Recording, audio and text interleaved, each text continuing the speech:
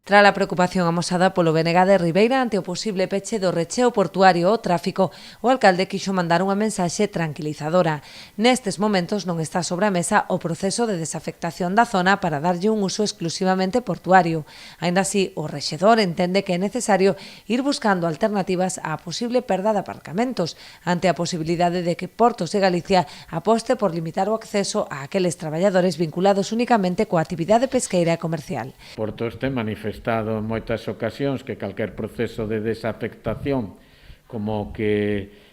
precisamente creo que se vai a producir en pouco tempo no que son as competencias de Portos e as competencias do Concello, pois ten que levar aparellado o que vai a ser un uso portuario máis acorde. Que significa eso? Bueno, pois que co tempo, lóxicamente, hai que respetar un aparcamiento exclusivo para quen ten ali o seu medio de vida, é dicir, os pantaláns, e por outra parte, pois que o vehículo privado non invada lugares onde se está producindo unha actividade portuaria importante, como pode ser a zona de exportadores e a zona da lonxa, e polo tanto esa é unha medida que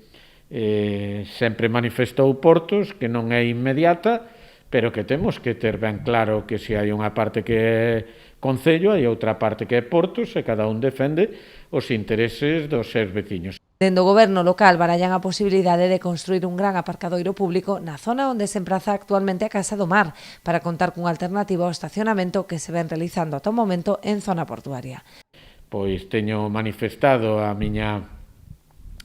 creo que idea e necesidade que na zona da actual Casa do Mar se poda construir un importante aparcamiento público e creo que é a solución, é dicir, Ribeira non pode estar dependendo o 80% do seu aparcamiento do porto e de,